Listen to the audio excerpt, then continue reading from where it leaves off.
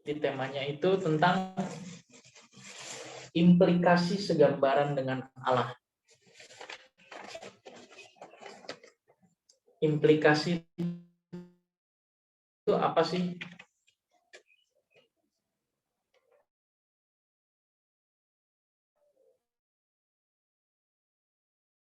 Implikasi itu kaitannya apa?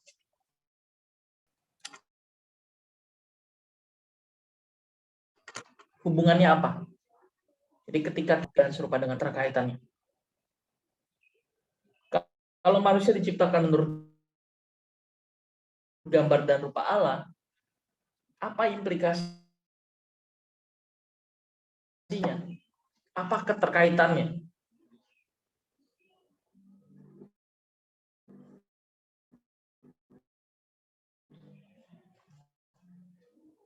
Saya share.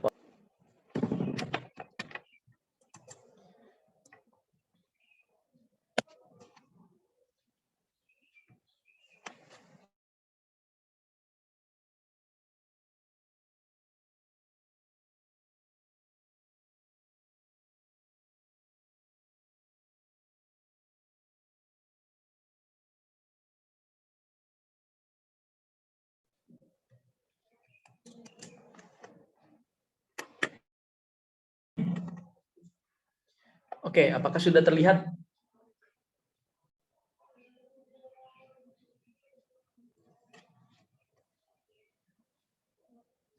Sudah? PowerPoint-nya? Udah, Pak. Oke. Implikasi segambaran dengan Allah. Kita mesti buka Kejadian untuk melihat ya. Manusia segambaran dengan Allah itu di mana ayatnya? Jadi kita buka ayat sebagai pendahuluan.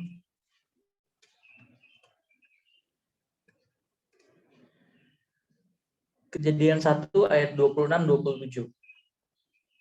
Berfirmanlah Allah, baiklah kita menjadikan manusia menurut gambar dan rupa kita, supaya mereka berkuasa atas ikan-ikan di laut dan burung-burung di udara, dan atas ternak dan atas seluruh bumi, dan atas segala binatang melata yang merayap di bumi.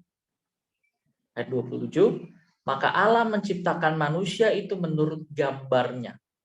Menurut gambar Allah diciptakannya dia, laki-laki dan perempuan diciptakannya mereka. Jadi kalau ada pertanyaan, di mana ayat yang mengatakan manusia dicipta segambar dan serupa dengan Allah? Kejadian 1 ayat 26-27. Tapi di sini yang menarik, yang perlu kita perhatikan adalah yang saya beri garis bawah. Coba teman-teman melihat ada perbedaan nggak dari kedua ayat ini? Kejadian 1 ayat 26 dan 27. Ada bedanya nggak?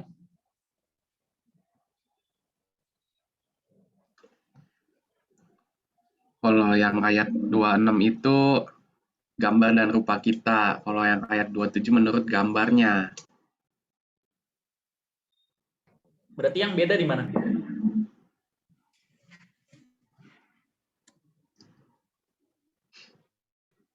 Cuman kata-katanya doang, tapi maksudnya sama sih.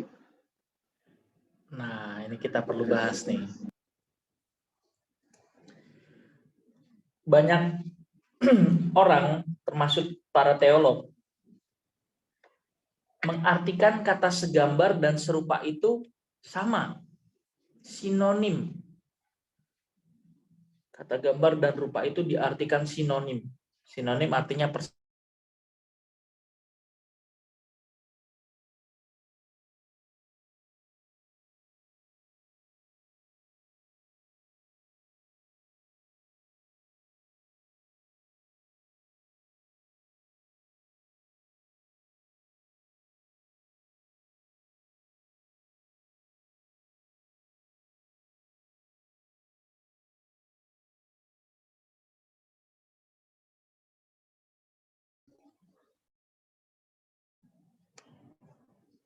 Sekali lagi, kalau kata segambar dan serupa itu diartikan sama, sinonim, apa implikasinya?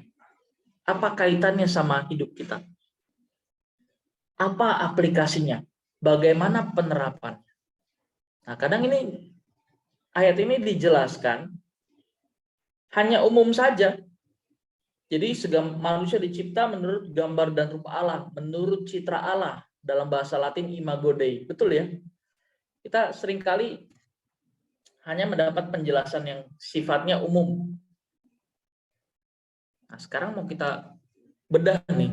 Ternyata dua kata ini beda artinya. Maka ayat 26 27 tadi seperti yang dimention oleh seperti yang tadi dikatakan Brandon, beda. Ayat 26 ada kata gambar dan rupa. Ayat 27 hanya kata gambar. Kemana kata rupanya? Kemana kata rupanya? Kalau ini diterjemahkan kalau ini ditafsirkan sinonim, ayat ini tentu nggak jadi masalah. Tapi kalau kata gambar dan rupa itu beda artinya, ini jadi masalah. Ini jadi masalah buat awam ya. Tapi sebetulnya nggak masalah. Tidak menjadi masalah kalau kita lihat bahasa aslinya, teks aslinya. Nah, sekarang kita mau lihat. Kata segambar dalam teks aslinya selem, bahasa Ibrani. Jadi perjanjian lama itu ditulis dengan menggunakan bahasa Ibrani dan beberapa persen, sebagian kecil ditulis menggunakan bahasa Aram. Sekali lagi, perjanjian lama, kitab perjanjian lama itu ditulis menggunakan bahasa Ibrani dan Aram. Tapi bahasa Aram hanya sekian persen. Bahasa Aram itu bahasa yang dipakai Tuhan Yesus pada saat Tuhan Yesus dulu sewaktu menjadi manusia ya. Jadi ngomongnya itu, bercakap-cakapnya itu pakai bahasa Aram. Jadi kalau dibilang kata segambar dalam teks aslinya selem, berarti selem bahasa Ibrani. Kenapa? Karena Kejadian adalah kitab perjanjian lama. Sementara kitab perjanjian baru ditulis menggunakan bahasa Yunani Koine, Yunani kuno. Gitu ya. Jadi kalau dibilang kata kehilangan dalam Roma 3 ayat 23 dalam teks aslinya husterio. Berarti bahasa Yunani apa Ibrani? Apa bahasa Aram? Menurut Roma 3 ayat 23, kata kehilangan karena semua orang telah berbuat dosa dan kehilangan kemuliaan Allah. Kata kehilangan dalam teks aslinya husterio. Nah, husterio itu bahasa apa? Ibrani apa Yunani apa Aram?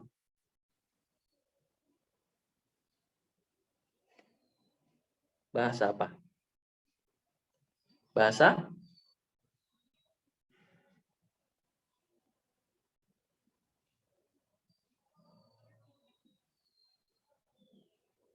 bahasa apa? Ada yang bisa tebak nggak?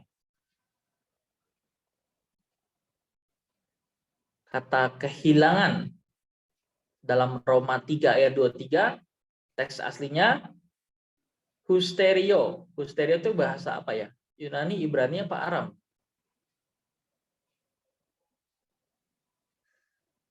Bahasa tadi yang barusan kita bahas loh. Bahasa Yunani. Kenapa Yunani? Karena Alkitab Perjanjian Baru ditulis menggunakan bahasa Yunani Koine. Yunani Koine itu Yunani kuno. Lalu diterjemahkan ke berbagai bahasa. Tapi ada juga kitab Perjanjian Lama yang diterjemahkan ke bahasa Yunani. Namanya Septuaginta. Ada juga kitab Perjanjian Lama yang diterjemahkan ke bahasa Latin. Namanya Vulgata. Ya. Nah, sekarang kita lihat teks aslinya. Tadi kita udah baca ayatnya, Kejadian 1 ayat 26 ya. Jadi kalau tadi kita udah bahas, ternyata kata gambar dan rupa itu lebih tepat diartikan beda arti, bukan sinonim. Sebab kalau sinonim, kata gambar dan rupa ini diartikan sinonim, kita ini diciptakan segambar dan serupa dengan Allah, secitra dengan Allah, imago Dei. Kalau diartikan sinonim sama, apa implikasinya, apa aplikasinya?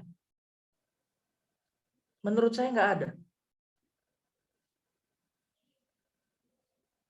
Maka kata gambar dan rupa sekali lagi lebih tepat diterjemahkan, lebih tepat diartikan berbeda artinya. Bukan sinonim. Oke ya. Nah, sekarang kita lihat. Kata segambar dalam teks aslinya adalah selem. Jadi kalau dibilang manusia diciptakan segambar dengan Allah, artinya apa? Segambar artinya menunjuk gambar dalam arti unsur-unsur dasar atau komponen-komponen dasar yang dimiliki Allah, yang juga dimiliki oleh manusia, yaitu pikiran, perasaan, dan kehendak bebas. Maksudnya gini, sama seperti Allah yang memiliki pikiran, perasaan, dan kehendak bebas, manusia yang dicipta menurut gambar dan rupa Allah juga memiliki pikiran, perasaan, dan kehendak bebas. Itu maksudnya. Jadi kalau dipertanyakan manusia segambar dengan Allah dalam hal apa? Tentu kita nggak segambar dan serupa dengan Allah, nggak, bukan dalam arti muka kita mirip Tuhan Yesus, brewokan, berjanggut ya. Kalau ditanya segambar dan serupa dengan Allah, apa maksudnya? Mukanya mirip Tuhan Yesus, kan nggak mungkin kan? Apalagi yang matanya sipit, yang rambutnya keriting gitu misalnya.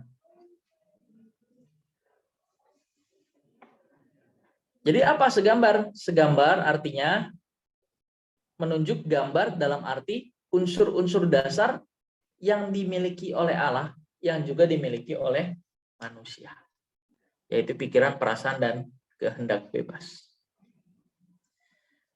Hewan itu nggak dicipta menurut gambar dan rupa Allah. Hewan tidak. Bahkan malaikat pun tidak.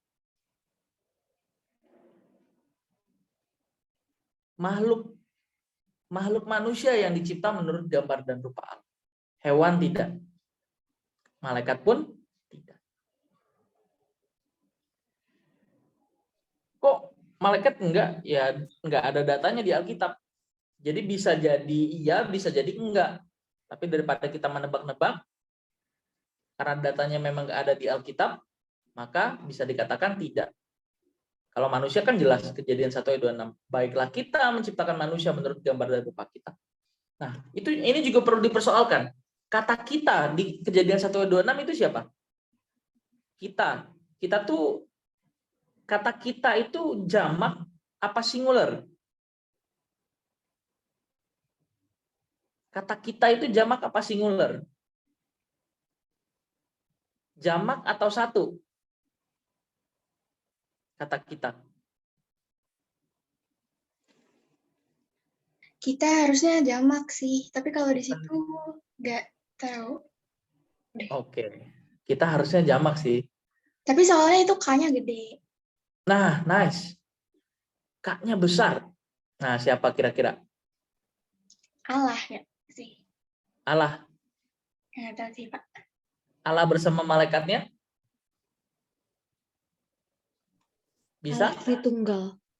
Nice. Allah Tritunggal. Kata kita di situ menunjuk Allah Tritunggal, Bapa, Tuhan Yesus, dan Roh Kudus. Kalau diartikan kita di situ malaikat, salah. Kenapa? Sebab malaikat adalah golongan ciptaan, bukan pencipta. Malaikat diciptakan, malaikat tidak mencipta. Maka kita di situ adalah menunjuk Allah Trinitas. Jadi Allah berdiskusi. Bapa, Tuhan Yesus, dan Roh Kudus berdiskusi. Kita hendak menjadikan manusia model yang seperti apa dan bagaimana. Melalui diskusi itu, maka Allah memutuskan untuk menjadikan manusia menurut gambar dan rupanya. Tentu tadi kita sudah membahas ya, keserupaan dengan Allah itu bukan menyangkut hal fisik, bukan menyangkut hal lahiriah. Mukanya mirip Tuhan Yesus, enggak dong. Tapi keserupaan, segambar dan serupa di situ, ini punya arti sendiri-sendiri. Kata segambar di situ bukan mukanya mirip Tuhan Yesus, tapi manusia segambar dengan Allah dalam hal unsur rohani, unsur batiniah, unsur metafisik. Ini sama aja nih sinonim. Unsur batiniah, unsur batiniah, unsur rohania, unsur metafisik. Ini artinya unsur yang tidak kelihatan. Jadi kalau ada pertanyaan, dalam hal apa manusia segambaran dengan Allah? Dalam hal unsur rohania. Rohani. Unsur batiniah. Unsur, apalagi tadi satu lagi apa?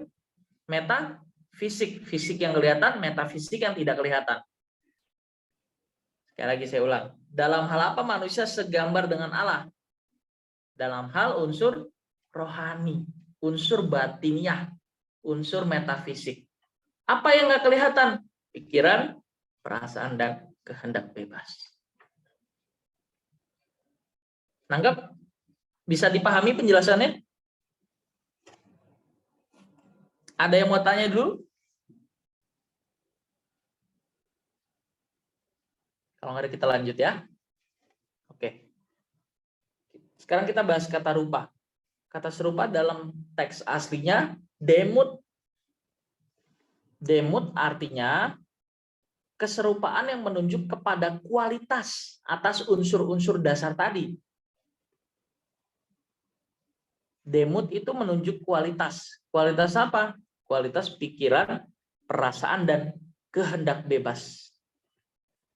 Untuk memahami ini lebih sederhana, saya akan buat satu buah pertanyaan. Silakan teman-teman mengkritisi pertanyaan saya ini. Mengapa Adam dan Hawa yang diciptakan menurut gambar dan rupa Allah, mengapa Adam dan Hawa yang sudah diciptakan menurut gambar dan rupa Allah, mereka bisa jatuh ke dalam dosa? Ayo, kenapa? Kenapa Adam dan Hawa yang diciptakan menurut gambar dan rupa Allah, tapi mereka jatuh ke dalam dosa? Bukankah ini rancangan Allah, dan rancangan Allah tidak pernah gagal? Karena mereka punya kehendak bebas. Nice, karena manusia punya kehendak bebas. Tapi menyangkut dua kata ini apa kira-kira? Menurut kata segambar dan serupa.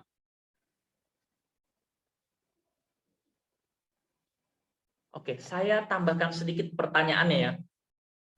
Kenapa Adam dan Hawa yang diciptakan sempurna, sudah segambar dan serupa dengan Allah, mereka bisa jatuh ke dalam dosa? Mereka diciptakan segambar dan serupa dengan Allah loh. Harusnya mereka sepikiran, seperasaan, dan sekehendak seperti Allah. Betul? Kan kata segambar di sini artinya punya pikiran, perasaan, dan kehendak. Kehendak bebas. Bukankah harusnya mereka yang dicipta punya gambar dan rupa Allah, mereka melayani Allah? Tapi kenapa mereka jatuh ke dalam dosa? Kira-kira kenapa tuh?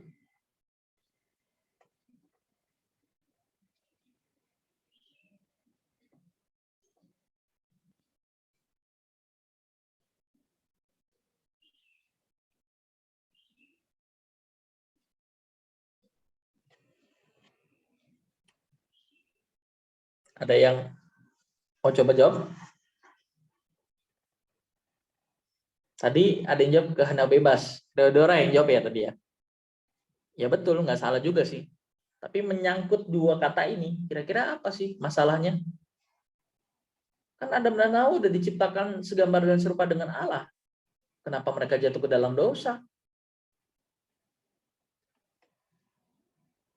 Nah, ini pentingnya nih. Ayat 26 dan 27 ini sebenarnya ayat penting untuk memahami rancangan Allah terhadap manusia.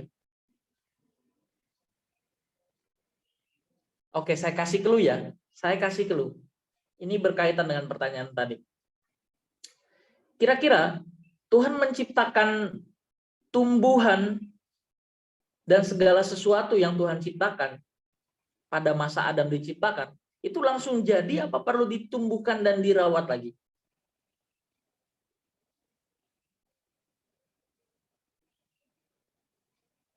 Dirawat lagi. Dirawat lagi.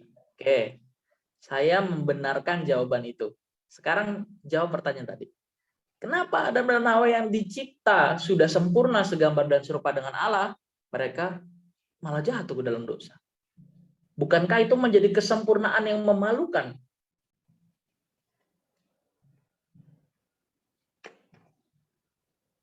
Tadi keluhnya yang tadi, yang pertanyaan sebelumnya. Karena mereka punya kehendak bebas, jadi kan mereka hidup dong dan mengalami banyak pengalaman. Jadi mereka bebas untuk milih warna apa aja untuk mewarnai hidup mereka. Jadi kalau pilihan mereka salah, ya udah jadi salah gitu, Pak. Oke, tetap di free will ya. Tapi menurut kamu nih, menurutmu nih, mereka itu udah sempurna belum sih? Diciptakan Tuhan? Belum, Pak, menurut saya. Masih proses ke sempurna. Proses. Tahunnya dari mana? Karena saya sebagai manusia juga masih sempurna itu. Oke, kesempurnaan hanya milik Tuhan. Kan kadang orang pakai argumen itu ya. Belum aja dia baca Matius 5 ayat 48 tuh. Haruslah kamu sempurna sama seperti Bapamu yang di surga adalah sempurna. Itu ayat di Matius itu, coba aja buka. Saya nggak ngurangin, nggak nambahin. Ada yang masih mau jawab? Kalau nggak ada, saya jelasin cepat-cepat. Nanti yang nggak tahu boleh nanya. Ada yang tahu jawabnya? Kenapa ya Adam dan Hawa yang udah diciptakan sempurna, mereka bisa jatuh ke dalam dosa? Berarti kesempurnaan mereka itu bukan kesempurnaan yang sempurna ya. Bukan kesempurnaan yang sempurna. Ini dua diksi ini seolah-olah apa? Nggak nyambung ya, terkesan nggak nyambung. Tapi begitu faktanya kalau kita berangkat dari premis, dari asumsi dasar, anggapan bahwa mereka diciptakan sudah sempurna.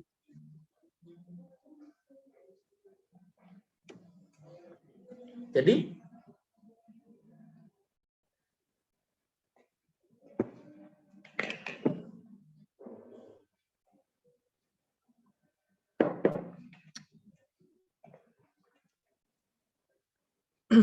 nah, inilah tadi dampak dari kesalahan pemahaman terhadap Kejadian 1 ayat 26-27. Kalau kita artikan sebagai sinonim persamaan kata, maka ini menjadi rancu. Menjadi rancu-rancunya di mana? Mereka menganggap bahwa Kejadian 1 ayat 26 itu adalah final.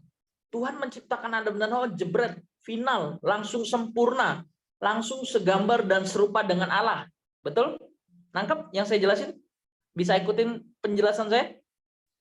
Pertanyaan saya sebelumnya yang jadi clue tadi apa? Apakah Allah mencipta segala sesuatu sebelum manusia itu dalam keadaan yang perlu diusahakan lagi, apa langsung jadi? Kemudian ketika Adam dan Hawa dicipta, mereka langsung menikmati apa yang Tuhan ciptakan. Apakah seperti itu? Tentu jawabannya tidak. Jangankan tumbuhan yang perlu ditumbuhkan, dirawat, diusahakan. Hewan pun Adam dan Hawa perlu memberi nama kepadanya. Jadi bumi ini dicipta Allah dalam keadaan yang masih perlu diolah. Sama halnya dengan kita manusia. Jadi yang salah tadi di mana? Yang salah adalah premis dasar tadi, pemikiran, anggapan dasar tadi, pemahaman kita tentang kedua ayat tadi. Yang pertama, Kejadian 1 ayat 26 itu, baiklah kita menciptakan manusia, menjadikan manusia menurut gambar dan rupa kita, itu bukan final, tapi rancangan, blueprint. Sama kayak gini, saya kasih analogi ya. Saya mau bangun rumah, Kira-kira yang saya butuhkan apa pertama-tama untuk membangun rumah? Kira-kira apa? Apa yang perlu saya persiapkan terlebih dahulu sebelum saya membangun sebuah rumah? Petanya dulu. Hampir, sedikit lagi. Udah bener tuh, cuma sedikit lagi. Apa yang kita butuhkan sebelum kita membangun rumah? Apa yang perlu Fondasi. kita persiapkan? Apa? Fondasi. Wah, ini jadi masuk ke pelajaran BK ya. Keinget yang waktu itu ya, fondasi, karakter yang paling penting gitu ya. Oke, nggak salah sih. Tapi bukan itu maksud saya. Desain.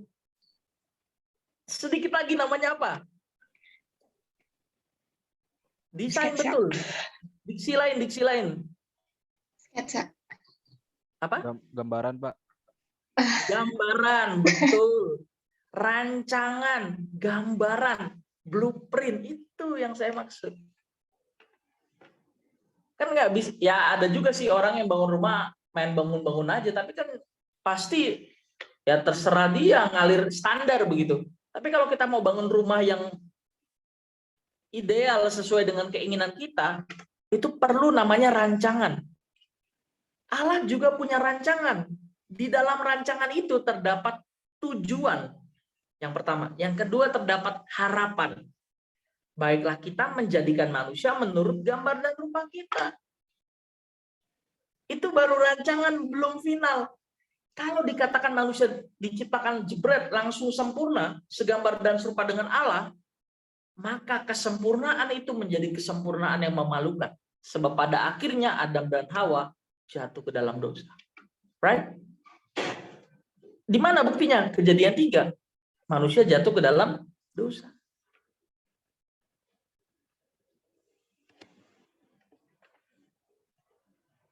Itu yang pertama ya. Jadi soal pemahaman kita terhadap ayat 26 tadi. Itu bukan final, tapi baru sebuah rancangan. Maka kalau kita balik lagi ke tadi ya, kenapa ayat 27-nya itu nggak ada kata rupanya di situ? Sebab kata gambar tadi artinya apa? Manusia segambar dengan Allah dalam hal apa? Unsur rohani, unsur batiniah, unsur metafisik. Apa tuh? Pikiran, perasaan, dan kehendak Kehendak bebas. Kata rupa dalam teks aslinya demut. Artinya apa? Menunjuk kualitas. Kualitas apa? Atas komponen-komponen tadi. Pikiran, perasaan, kehendak bebas. Kenapa dituju? Kenapa di ayat 27 nggak ada kata rupanya? Because karena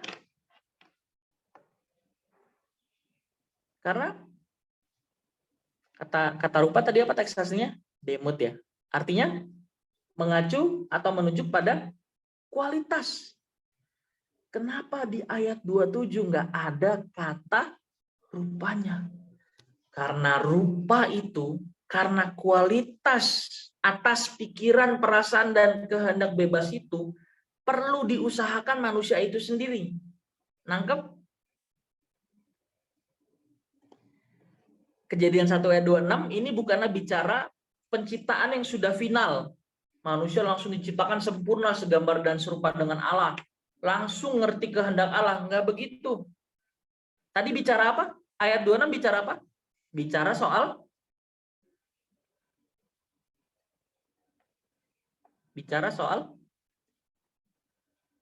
tadi loh yang kita bahas itu loh. Bicara soal rancangan yang belum digenapi. Kalau kita udah bikin rancangan, selanjutnya kita ngapain? Selanjutnya kita ngapain? Kita udah buat nih rancangannya nih. Selanjutnya kita ngapain? Kita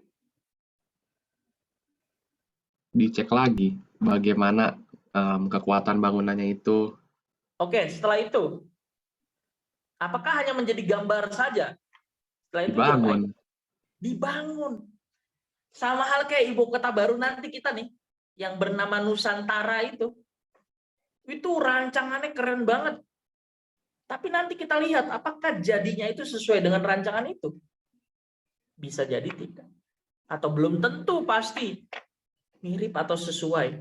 Ya harapannya sih sesuai, sama seperti harapan si perancang dan orang yang membuat proyek itu.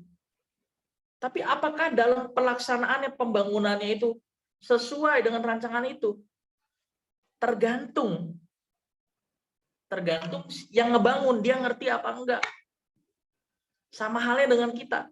Tuhan punya rancangan nih. Baiklah kita menjadikan manusia menurut gambar dan rupa kita. Kita dikasih kemampuan, punya pikiran, perasaan, dan kehendak bebas yang bisa seperti kualitas yang Allah miliki. Tapi bukan berarti bicara jadi seperti Allah ya, enggak. Bedakan. Nah, ini yang dikatakan oleh iblis di Taman Eden ya. Kalau kamu makan buah ini, kamu jadi kayak Tuhan. Nah, ini kan menipu ya. Padahal yang Allah mau apa? Yang Allah mau kita jadi seperti yang Allah kehendaki. Nih, bedain ya dua diksi ini ya. Yang Allah mau adalah kita menjadi seperti yang Allah kehendaki. Yang iblis tawarkan, kalau kamu makan buah ini, kamu jadi seperti Tuhan. Beda nggak? Menjadi seperti yang Allah kehendaki dan menjadi Tuhan, beda nggak? Beda. Dua hal yang berbeda. Maka kita tidak perlu pusing dengan ayat 27 ini. Kenapa? Nggak ada kata rupanya. Sebab rupa itu, kualitas itu perlu diusahakan manusia itu sendiri. Kita sendiri yang berusaha. Kenapa Adam dan Hawa jatuh ke dalam dosa? Padahal mereka sudah diciptakan sempurna. Salah. Mereka belum dicipta sempurna. Kejadian 1 ayat 26 itu baru bicara rancangan. Tapi dalam menjalankan kehidupan itu, Adam dan Hawa lebih memilih mendengarkan perkataan si iblis. Pada akhirnya apa? Hawa makan kan, terus nawarin ke suaminya kan. Padahal Allah udah ingatkan, semua yang ada di taman ini boleh you makan, tapi jangan satu ini kamu makan, sebab jikalau kamu makan pasti pada saat itu juga kamu akan mati. Faktanya apa? Benar kan? Adam dan Hawa umurnya mulai dibatasi kan? Kalau Adam dan Hawa nggak makan buah itu, eternity, kekal. Jadi kalau ada pertanyaan, kenapa umur manusia terbatas? Sampai sekarang ini hanya 70-80 tahun. Yang katakan itu Mazmur 90 ayat 10, bukan saya. Karena kejatuhan manusia ke dalam dosa. Makanya umurnya itu dibatasi. Sebenarnya pembatasan umur manusia itu solusi dari Tuhan. Kok solusi? Gini, kira-kira kalau manusia dikasih umurnya panjang, taruhlah di situ 100-200 tahun, bisa nggak dia bertobat? Wah, kayaknya sih enggak ya. Sulit. Kita aja hidup 70-80 tahun aja. Buset. Orang yang umur 40 tahun itu udah susah dirubah. Gimana umurnya dipanjangin? Nggak bisa bertobat lagi. Makanya Allah membatasi usia manusia agar manusia bisa bertobat. Itu tujuannya sebetulnya. Maka kita berusaha, kalau bicara masih ayat 27 ya, kita berusaha memilih, mengarahkan kehendak bebas kita. Nah, kalau tadi Cleodora menyinggung mention soal kehendak bebas ya, betul juga. Kehendak bebas itu berperan besar dalam hidup kita. Kita yang milih mau melakukan, mau Tuhan, kehendak Tuhan, atau memilih yang lain. Itu semua kan di tangan kita. Bisa nggak Tuhan setting kita nggak pernah memberontak Dia sama sekali? Bisa, tapi kita hanya menjadi robot yang melakukan kehendak Allah.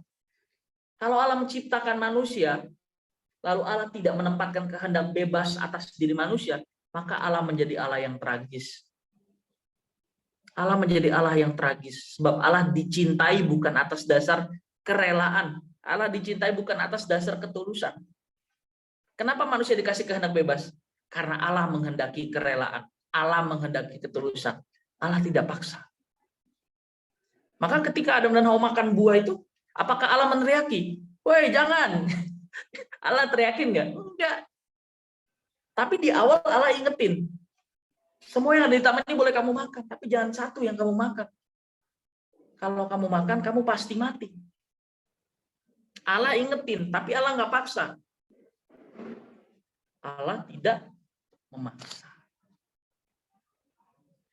Jadi semua pilihan ada di tangan kita, tergantung kita.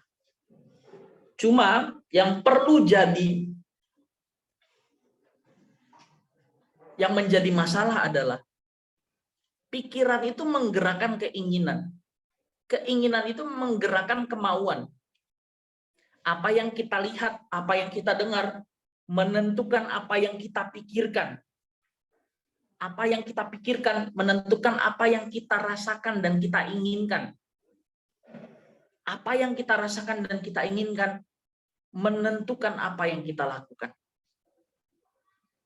Mazmur 119 ayat 9. Coba kita buka ayat terakhir ya. Minta tolong satu orang baca Mazmur 119 ayat 9.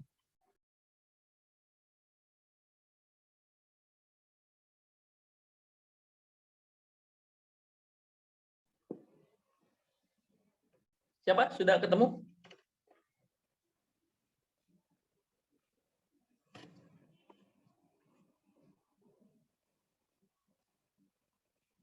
Ada yang udah ketemu? Mazmur 119 ayat 9.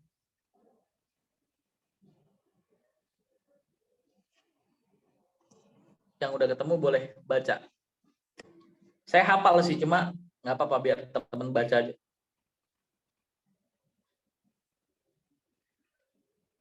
Dengan apakah seorang muda mempertahankan kelakuannya bersih dengan menjaganya sesuai dengan firman?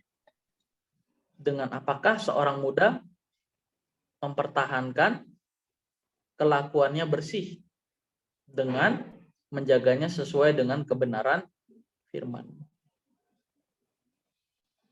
Pikiran menentukan perasaan, perasaan menentukan perbuatan.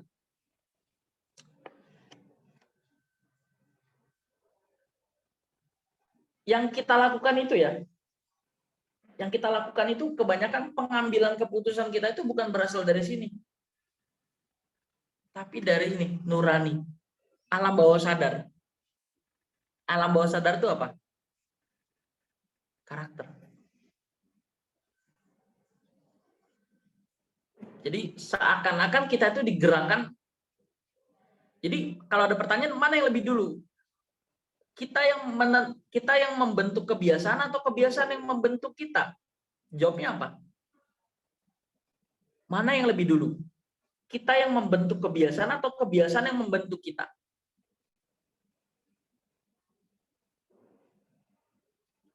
Kira-kira mana yang lebih dulu? Ini sama aja kayak nanya, lebih dulu mana nih, telur apa ayam nih? Tapi kan udah clear itu ya, udah kejawab. Penelitian bilang lebih dulu telur. Kisah penciptaan. Lebih dulu telur apa ayam? Kalau lebih dulu telur sih. Lebih dulu ayam. Kalau lebih dulu telur. Karena unsur telur itu nggak mungkin ada dengan sendirinya. Menurut penelitian ya, jadi lebih dulu ayam. Kisah penciptaan pun mengatakan bahwa yang dicipta lebih dulu itu makhluk, bukan benda ya, bukan telur. Nah sekarang pertanyaannya beda. Lebih dulu mana? Kita yang membentuk kebiasaan atau kebiasaan yang membentuk kita? Kebiasaan. Kebiasaan yang membentuk kita? Ya. Oke. Apakah ada yang tidak setuju, tidak sepakat? Tapi kita yang membentuk kebiasaannya itu, maka kita dari kebiasaan itu jadi membentuk kita. Tunggu, rancu nih. Tadi kamu jawab kebiasaan yang membentuk kita.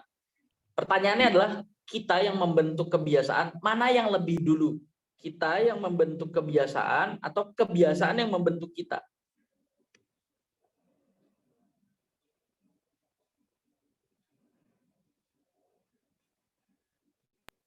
Kalau misalkan begitu, berarti kita yang membentuk kebiasaan dong, soalnya kita yang melakukan. Kita yang buat. Berarti kita yang membentuk kebiasaan ya? Ya. Yang lain sepakat? Atau ada yang jawabannya berbeda?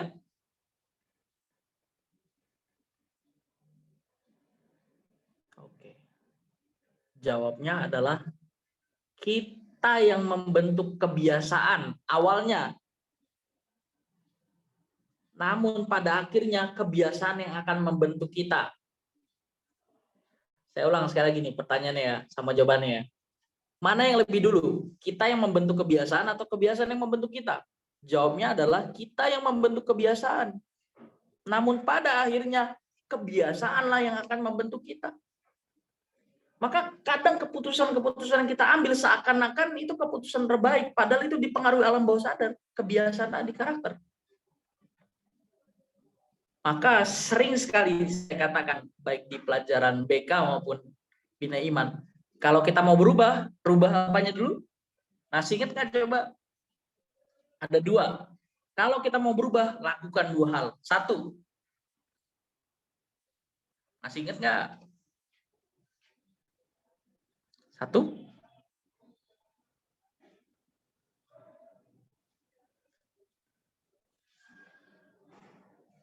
kalau kita mau berubah, apanya dulu yang berubah?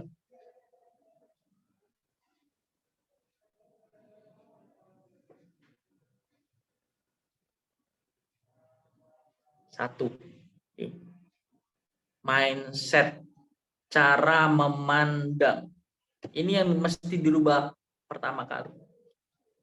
Kedua, yang mesti dirubah adalah kebiasaan.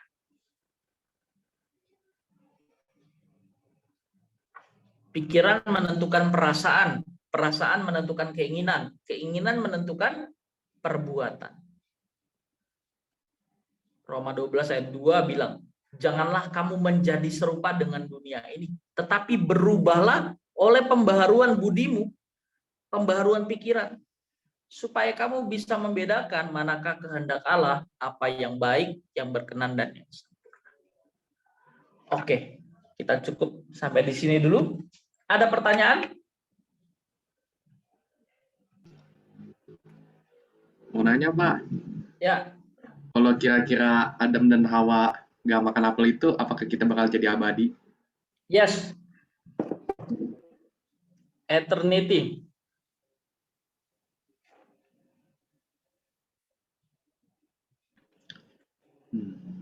Oke.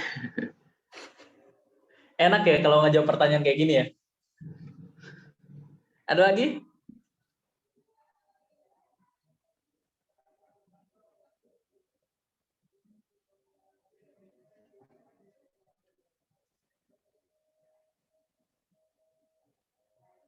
Ya ada?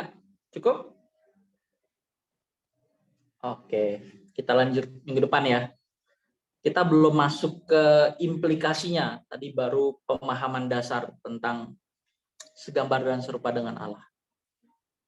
Nah, kalau bisa pada saat Bina Iman, teman-teman siapin catatan, siapin buku Alkitab buku ya, supaya hal-hal penting yang kita bahas bisa diulang lagi nanti. Bisa dipelajarin ulang lagi nanti. Sama Alkitab buku, kenapa? Supaya kita terbiasa buka Alkitab. Anak muda zaman sekarang kayaknya lebih susah cari ayat di Alkitab daripada suruh searching jurnal di Google ya. Betul nggak nih? Coba dikasih Alkitab buku. Buka Efesus 5 ayat 16. Waduh, dia bingung. Efesus itu perjanjian lama apa perjanjian baru apa Deuterokanonik? Makanya saya anjurkan pakai Alkitab buku. Supaya kita nggak malu-maluin lah, masa orang Katolik, orang Kristen nggak tahu cara buka Alkitabnya. Oke, sebelum kita berdoa, oke, saya matikan dulu recordnya.